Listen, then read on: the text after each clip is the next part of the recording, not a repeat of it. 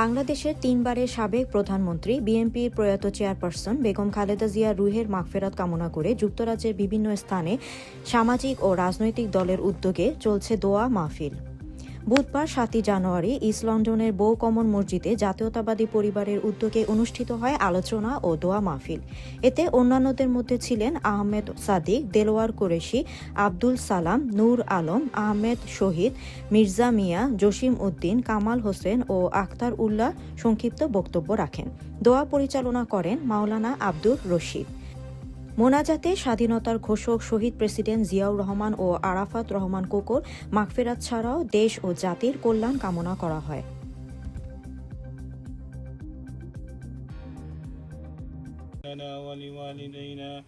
رب ارحمهما كما ربياني صغيرا اللهم اجعل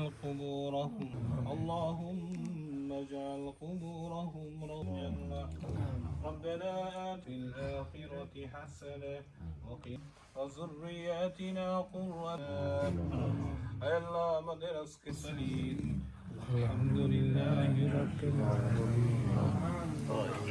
السلام عليكم. বিসমিল্লাহির রহমানির রহিম। আসসালামু আলাইকুম রহমতুল্লাহি বারাকাতু।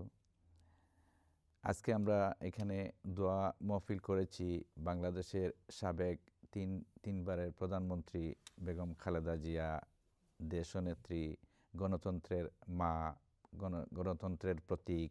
বাংলাদেশের জন্য উনি অনেক কিছু করেছেন। বেশি সময় উনি বাংলাদেশের জন্য করতে গিয়ে উনি জেলও কেটেছেন।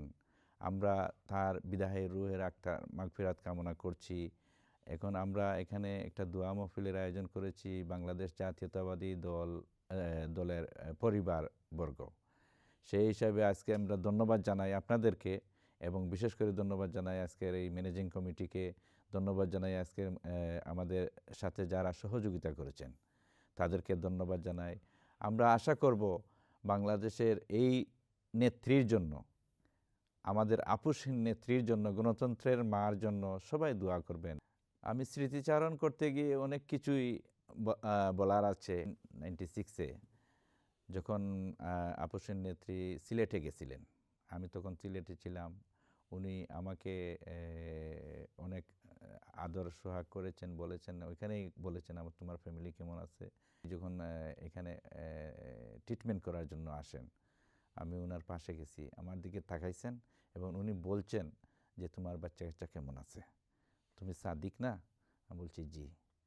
অতটুকু ওনার স্মরণশক্তি ছিল। এবার যে আসছিলেন, এবার যখন আসেন, আমি ওনার পাশে গেছি, উনি শুধু আমার দিকে তাকাইছেন। জানেন, বাংলাদেশের সাবেক তিনবারের প্রাইম মিনিস্টার এবং প্রথম নারী প্রাইম মিনিস্টার হিসাবে মরহুমা বেগম খালেদা জিয়া গত 30শে ডিসেম্বর ইন্তেকাল করিয়াছেন।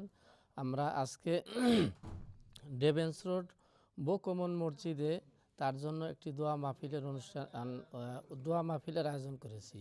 এই দোয়া মাহফিলে আমরা সম্মিলিত সকলেই তার জন্য দোয়া করেছি, এবং আপনারা যা দেখেছেন যে তিনি মৃত্যুর পরে শুধু আমরা বাংলাদেশি নয়, বাংলা ভাষাভাষী এবং বিশ্বের সমস্ত মানুষই তার জন্য দোয়া করেছে।